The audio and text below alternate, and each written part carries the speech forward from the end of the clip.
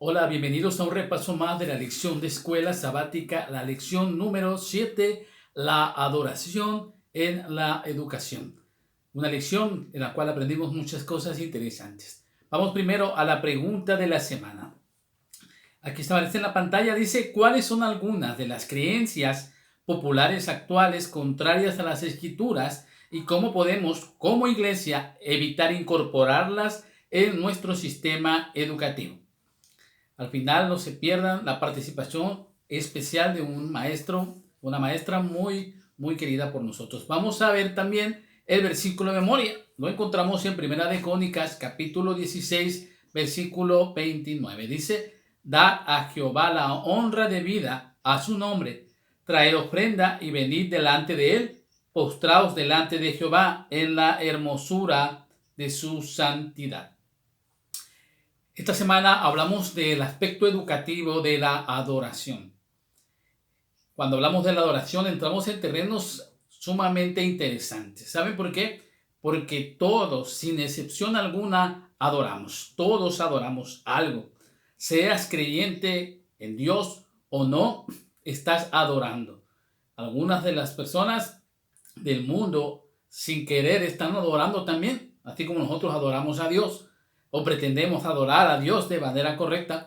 Muchas personas afuera de la iglesia también adoran. Algunos adoran a las estrellas de cine, algunos adoran a las estrellas de rock, algún autor importante, adoran al dinero, incluso se pueden adorar a ellos mismos.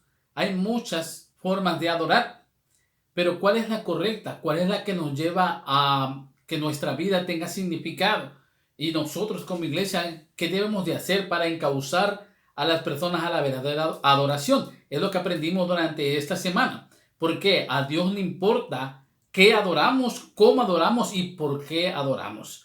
A Dios le interesa. Dios nos dio esa capacidad de adoración. En el jardín del Edén era muy sencillo porque el ser humano se encontraba cara a cara con Dios. Y al encontrarse con Él, obviamente surgía en ellos el sentimiento básico, la estructura básica que tenían en su ser de adorar a ese que los había creado, a ese creador, a ese redentor. Pero a raíz del pecado, cuando entra el pecado a este mundo, el concepto de adoración fue uno de los más tergiversados por el Señor, por el enemigo de Dios. Él se encargó de disuadir de la mente de las personas que teníamos que adorar a Dios y entonces introdujo en su mente la necesidad de adorar otras cosas que no son Dios.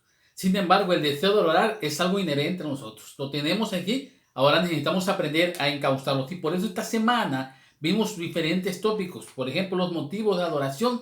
Vimos educar en la adoración. Vimos también cómo adorar, el contenido de nuestra adoración y sobre todo la falsa adoración. Vamos a ir avanzando poco a poco para que entendamos. Vamos al primer versículo. Salmos 84, capítulo 2 dice: anhela mi alma y aún ardientemente desea los atrios de Jehová. Mi corazón y mi carne cantan al Dios vivo. Conforme los seres humanos se han ido alejando de Dios, han buscado formas de suplir este anhelo. El anhelo del corazón que mencionaba el Salmo de cantar alabanzas a Dios, el significado de la adoración. En la antigüedad generalmente lo suplieron adorando objetos o seres creados como el sol, las estrellas, los reptiles, los gatos. Los egipcios, por ejemplo, tenían muchas efigies de gatos, adoraban a los gatos. Todas las culturas tienen siempre presencia de aspectos en su vida social en las cuales se estaban adorando. Y muchas creencias, muchos de esos dioses que ellos tenían, regían también los destinos de la misma sociedad, del mismo lugar donde que estaban. Así que era muy importante el concepto. Ahora, hay una historia de la Biblia que nosotros conocemos muy bien. ¿Se acuerdan de los amigos de Daniel? Ellos se encontraron en una situación en la cual tenían que mostrar realmente a quién adoraban. Así como el rey Nabucodonosor puso esa estatua para que se arrodillaran ante ella todos los súbditos del reino, cuando le tocó participar a ellos, ¿qué hicieron? No se arrodillaron. ¿Y cuál fue la consecuencia de esa decisión? Bueno, fueron lanzados al horno de fuego. El resultado final nosotros lo conocemos. Estos hombres fueron liberados del horno de fuego y Nabucodonosor reconoció al verdadero Dios. Pero, ¿cuál es el significado en el contexto de la educación? Bueno, ellos eran extranjeros en tierra que no era suya, ¿ok? Eran extranjeros, entonces ellos venían de un lugar en el cual sus padres habían educado a esos jóvenes para adorar al verdadero Dios. Ellos tenían en su mente los mandamientos de Dios, específicamente que no te arrodillarás ante ningún otro Dios. Y lo tenían aquí en su mente grabado y en su corazón ardía el deseo de cumplir siempre este mandamiento, aun cuando toda la sociedad en la que ellos se desenvolvían decían lo contrario. Entonces, ¿qué hicieron estos jóvenes? Cumplieron el mandamiento de Dios, cumplieron lo que ellos creían, adoraron al verdadero Dios. La pregunta que tenemos que hacernos nosotros, porque el libro de Apocalipsis menciona que en la parte final, en la historia de esta humanidad, este concepto de adoración va a regresar. Y muchos tendremos que decidir, a costa incluso de nuestra vida o nuestra libertad, a quién adorar. Entonces es muy importante para Dios que tú tengas muy en claro que el único que podemos adorar en esta tierra es a Él. Es el único. La Biblia nos ha enseñado reiteradamente en los salmos, en cualquiera de los libros encontramos que nuestro enfoque principal tiene que ser adorar al Dios que hizo los cielos, la tierra, el mar y todo lo creado. ¿Okay? Para Dios es importante que enfoquemos nuestra adoración correctamente. Por ejemplo, Lucas 4:8 dice, al Señor tu Dios adorarás y a Él solo servirás. Toda adoración que nos aleje, todo tiempo que usemos, toda energía que usemos, que no esté concentrada en adorar al verdadero Dios, nos está alejando de la fuente única que es Dios. ¿Ok? Así que tenemos que tener mucho cuidado porque en nuestra vida cotidiana estamos estamos introduciendo a nuestra vida diferentes dioses a los cuales le rendimos más tiempo, le rendimos más atención. El concepto de adoración tiene que ver en la educación con la atención que le brindas, la energía, todos tus bienes, todo lo que tú dedicas a eso que te hace bien, que te hace sentir bien. Si alguno de ustedes, por ejemplo, es muy fanático del fútbol y decide, cuando viene un partido muy importante, estás en sábado, por ejemplo, ha pasado muchas veces, hay un partido muy importante el sábado y todos los muchachos están tan concentrados en que van a terminar el sábado e ir a ver ese partido. Y entonces su Dios ya no es el Dios del sábado, el Dios de Jacob, su Dios es el fútbol. Entonces se han perdido la brújula en el sentido de qué debemos adorar. Todo lo que cause que tu atención, tus energías están enfocadas en eso, si no es Dios, entonces estás adorando de manera incorrecta. Por eso es muy importante para Dios que tú aprendas a adorarlo a Él solamente. Para eso, Él utilizó un sistema muy claro. A veces nosotros cuando estamos estudiando la Biblia nos olvidamos de que no solamente es un reflejo de Dios, la palabra, sino también es una es como un libro de texto que nos está enseñando, que nos está educando lo que tenemos que hacer. En el antiguo Israel, los israelitas educaban a sus hijos para que ellos no se olvidaran nunca de adorar al verdadero Dios. ¿Cómo lo hacían? Vamos a ver lo que hacía Salmo 78:4. Dice aquí, no las encubriremos a tus hijos, contando a la generación venidera las alabanzas de Jehová y su potencia y las maravillas que hizo. Entonces, ¿de qué manera el pueblo de Israel educaba a sus muchachos para que ellos no se olvidaran de adorar a Dios? Pues a través de los salmos. Dios le dio al pueblo de Israel el libro de salmos, formaba parte de su canon, el cual ellos constantemente estaban repitiendo. Y acuérdense que los salmos son cantos, son canciones, son alabanzas. ¿Qué mejor manera de aprender las doctrinas fundamentales, de aprender de ese verdadero Dios, que cantándolo diariamente? Ellos diariamente entonaban los salmos. Era un ejemplo didáctico de cómo nosotros podíamos aprender. En la Biblia, por ejemplo, en la lección de esta semana nos hablaba de Salmo 78, por ejemplo, de la forma en que nos enseñaba cómo debemos adorar. En el versículo de memoria hay unas palabras que yo quisiera resaltar. Dice, no las encubriremos a sus hijos contando de generación venidera las alabanzas de Jehová. ¿Cómo iban a transmitir el conocimiento de Dios verdadero? A través de cantar de generación en generación estos salmos. La pregunta es, ¿estamos tomando los salmos como lo que son? ¿Un medio de aprender a adorar al verdadero Dios? ¿O solamente lo usamos en ocasiones especiales? Y sobre todo, ahora que tenemos toda la Biblia, nos acercamos a ella con la confianza de que a través de la repetición de sus enseñanzas, a través del estudio de su palabra, va a provocar en mí el deseo de adorar a Dios. O voy a esperar solamente a que llegue el sábado para mostrar mi verdadera adoración. Porque ¿saben qué? Nos hemos olvidado un poco, nos hemos perdido el enfoque de qué significa adorar a Dios.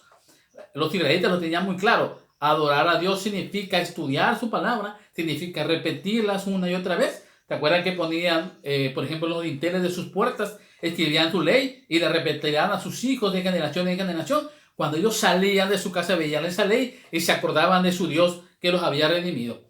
Entonces nosotros, cuando queremos adorar en estos tiempos actuales, pareciera que solamente llegamos a la iglesia y mi adoración está enfocada únicamente en cantar, únicamente en participar en el culto. Y ahí se acaba mi adoración. Ya en la semana no estoy cantando, no estoy adorando. Simplemente me dedico a mis actividades cotidianas a las cuales le doy más tiempo que a Dios. Si tú le dedicas más tiempo a tus cosas que tienes que hacer, pues entonces estás perdiendo la oportunidad de dedicarle más tiempo a Dios. Entonces los israelitas lo sabían. Así que nosotros tenemos que regresar otra vez a cantar esas alabanzas, a meditar en su palabra y que dejar que a través de su palabra el Espíritu Santo nos hable. Y eso nos lleve a adorar de verdad. Y aquí viene lo más interesante. Vamos a ver lo que dice la historia de la mujer samaritana. Juan capítulo 4, versículo 24.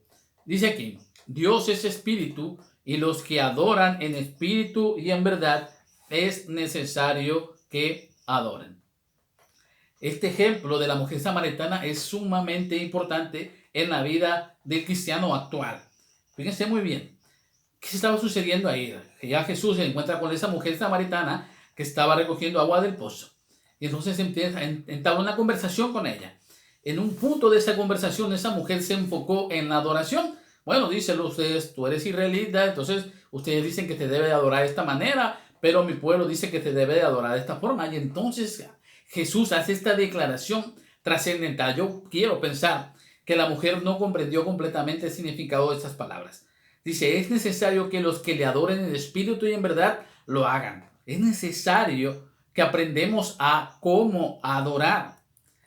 No hay un punto de debate en este sentido. O adoras de la manera correcta o no estás adorando de la manera correcta. Es algo difícil de entender, hermanos, porque nosotros venimos o estamos aprendiendo a adorar conforme lo que mi iglesia está haciendo. Si tu iglesia está perdiendo el enfoque de la adoración, tú vas a seguir ese mismo caminito. Y entonces si tu iglesia está equivocada en la forma de adorar, tú vas a estar equivocado en tu adoración. Y eso no es culpa de Dios, porque Dios le ha dado a su iglesia su palabra y le ha enseñado cómo adorar. Y en la figura de Jesucristo encontramos ejemplos gráficos de cómo debemos adorar. Pero el hombre quiere adorar como le nace, como ellos quieren. Por eso el éxito de muchas iglesias protestantes, de muchas iglesias que no son de mi denominación, lo han enfocado en la adoración estrafalaria, la adoración carismática, donde hay mucho ruido, donde hay muchas alabanzas, donde hay mucho movimiento, hay baile, hay música estrondosa, hay muchas emociones. Entonces para ellos sentir esa emoción, esa es adoración. Y cuando vienen a la iglesia, por ejemplo, muchos hermanos que se convierten a la iglesia y encuentran que nuestra iglesia es un rito mucho más formal, mucho más tranquilo, no entienden entonces cuál es la verdadera adoración. Si nosotros analizamos muy bien este versículo, ojalá tuviéramos más tiempo para analizarlo. Pero lo que estudiamos esta lección nos puede servir. Ahí este versículo dice que hay únicamente dos elementos que integran la verdadera adoración. ¿Okay? Dijimos que solamente debemos adorar a Dios.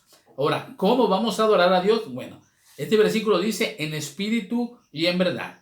¿Qué significa adorar a Dios en espíritu? Nuestra adoración surge de nuestro amor a Dios y de una experiencia personal con Él. Es el fruto de la obra del Espíritu Santo.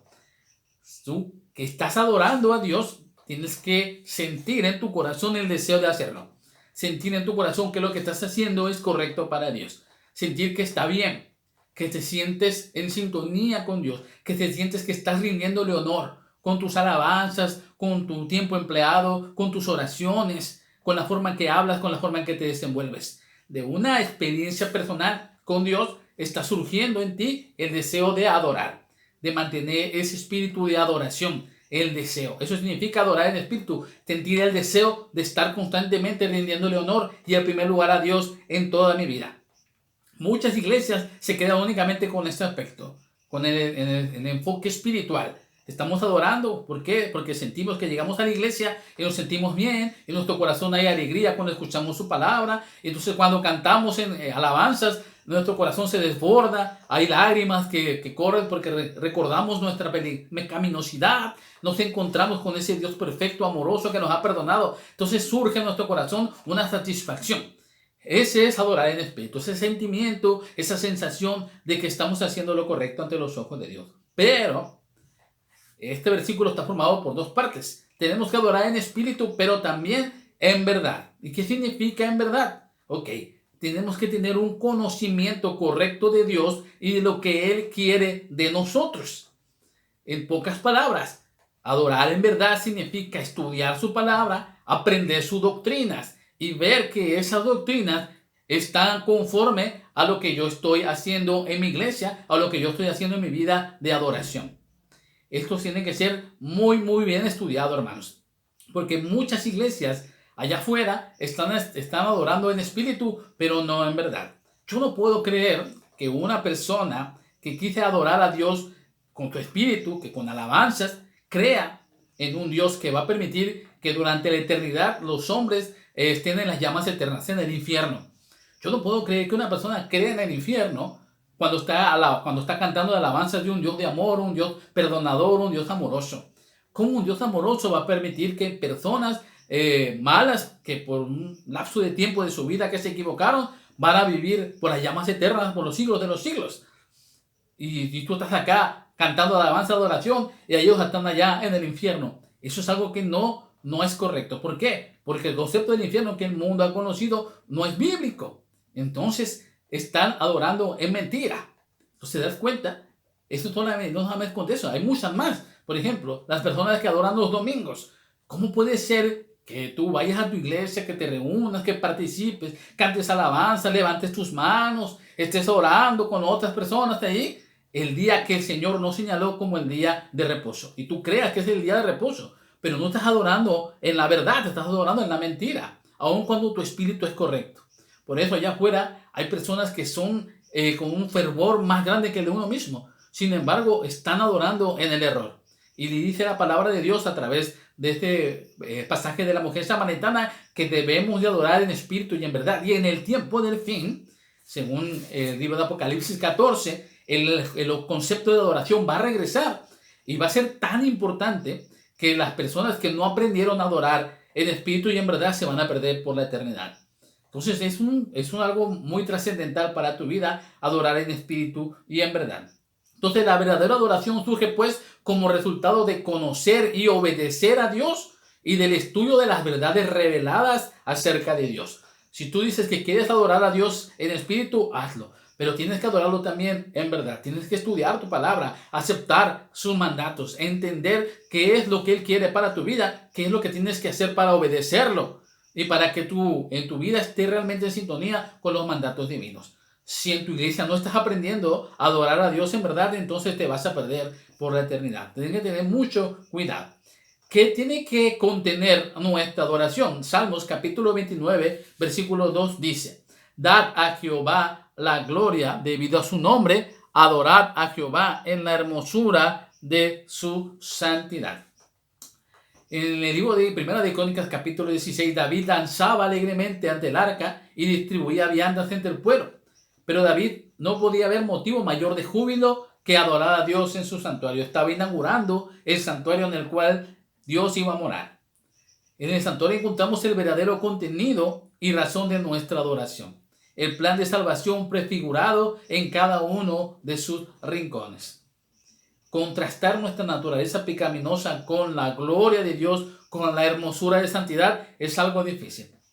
¿Por qué? Porque entre más comprendemos que Dios es santo, que Jesús vino a derramar su sangre por ti, que Él es el único que te puede redimir, que Él es puro, que Él nunca cometió pecado, y a pesar de eso sufrió las injusticias que tú debes de haber sufrido, entonces nosotros nos hacemos más chiquitos frente a Dios. Y eso no es 100% malo.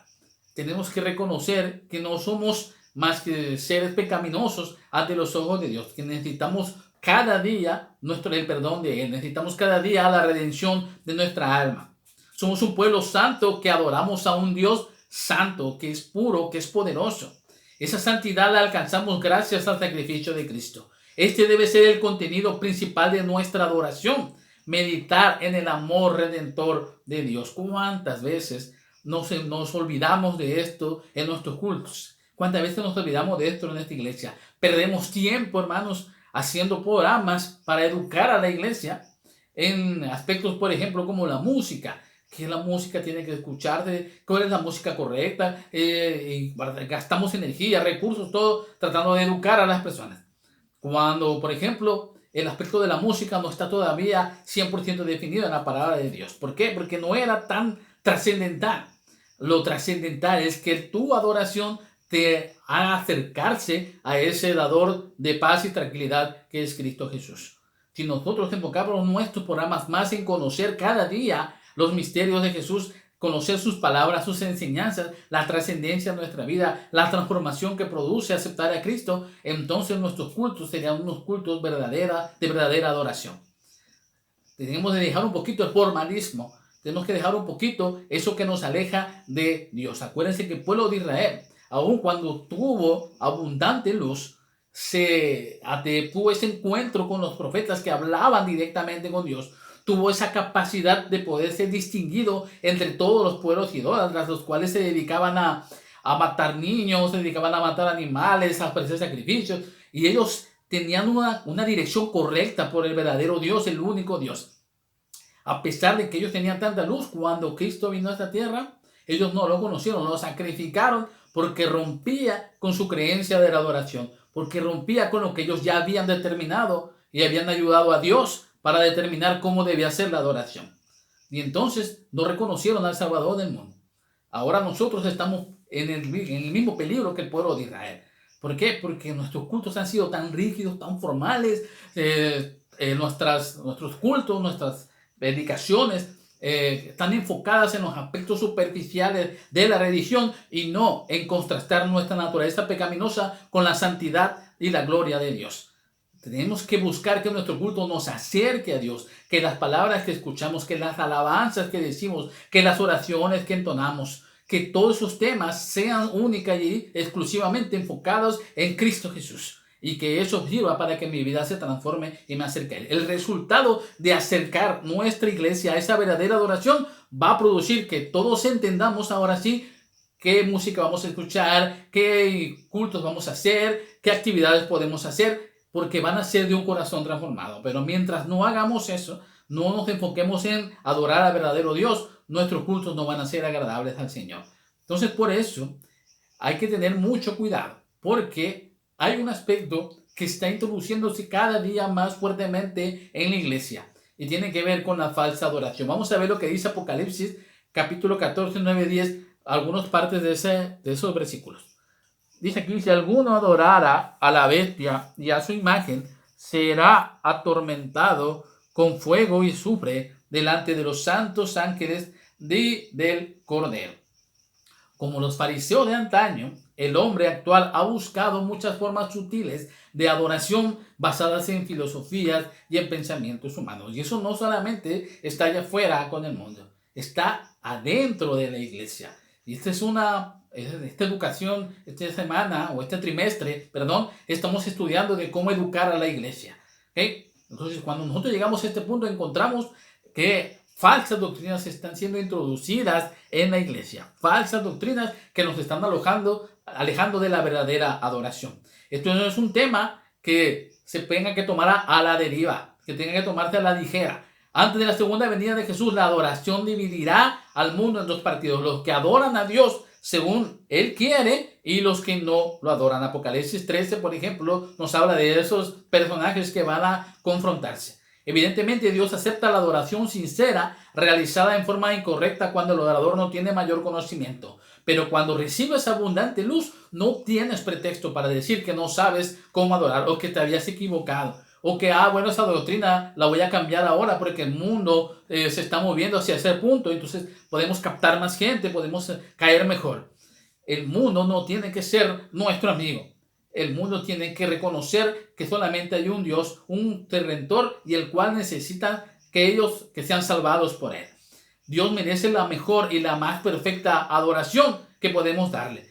De ahí la importancia de educarnos correctamente en la verdadera educación. ¿Cuáles son las doctrinas que se han introducido en la iglesia y que puede hacer que nosotros perdamos el enfoque de la educación, y no solamente en la iglesia, porque qué bonito sea que todos nuestros jóvenes, por ejemplo, estudiaran en escuelas de iglesia, estarían mucho más protegidos, pero también entendemos que muchas personas de nuestra iglesia, muchos jóvenes, muchos niños están siendo educados afuera, en la vida pública, en las escuelas públicas. Hoy quisiera que compartiéramos la respuesta a la pregunta de la semana. Hemos invitado a la maestra Judith López Casanova. Ella es maestra de educación pública y ella tiene también una aportación muy importante que hacer. Vamos a escucharla, por favor.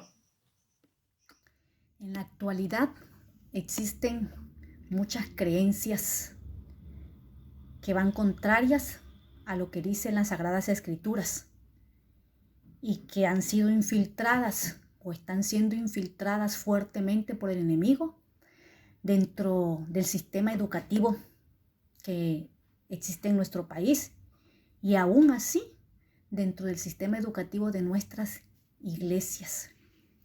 Podríamos mencionar creencias como la inmortalidad de los muertos, que es celebrada en las escuelas, que forma parte de la materia de educación cívica y ética. Podemos también mencionar, por ejemplo, las creencias sobre la paz y la tranquilidad que te dan las diferentes técnicas de meditación, como el yoga, por ejemplo, que ya también se maneja dentro de una materia que en nuestro nuevo plan de estudios que se llama educación socioemocional. Creencias como la ideología de género, que también se da en el plan y programa ya de nuestras instituciones educativas. Y la creencia, la más fuerte de todas, y ha sido la fuerte por muchos años, la teoría de la evolución. Estas creencias se han encargado de que la gente, ¿sí? Que la gente que no sabe que una creencia o una teoría es algo que todavía no está comprobado, la gente la da por sentado, cree que así es y cree que es verdad. Es importante, entonces, que estemos atentos de las cosas que están sucediendo en nuestro mundo, porque el enemigo está trabajando arduamente para que estas teorías y estas creencias sean infiltradas en el sistema educativo y se vean como algo bueno. La educación formal, que es la educación que se da en las escuelas, está aceptando todas estas creencias. Por ejemplo, la ideología de género que dice, ¿sí?, que no existe el sexo como hombre y mujer, que lo que existe, ¿sí?, es algo que sostiene que el género es lo correcto, ¿sí?, porque el sexo como hombre y mujer, según ellos, dicen que son estereotipos que cada sociedad le ha asignado a sus habitantes. Entonces, la teoría de ideología de género dice que si tú eres hombre, pero sientes que eres una mujer atrapada en un cuerpo de hombre, pues eres mujer, no eres hombre, y viceversa. Y aún más, si te sientes un animal en el cuerpo de un hombre, pues eres un animal. Y esto se ha propagado tanto que instituciones como la OMS, la UNICEF, la ONU, lo ha defendido grandemente. Y se está procurando que esto sea aceptado, que esto vaya más allá. Y entonces, al aceptar nosotros estas creencias populares, estas teorías, como también lo es el de la evolución, que nosotros venimos de los monos, ¿sí?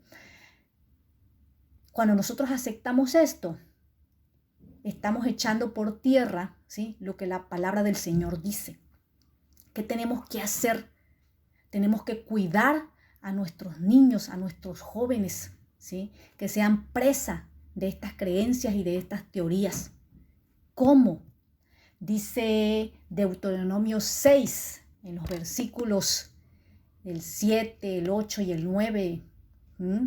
Dice, y estas palabras las repetirás a tus hijos, y al acostarte y a levantarte y cuando vayas en el camino. No hay otra manera de contrarrestarlas. No hay otra manera de hacer que no se infiltren dentro de la iglesia, dentro de la educación adventista. ¿Qué tenemos que hacer? Debemos instruirnos cada día en la palabra del Señor.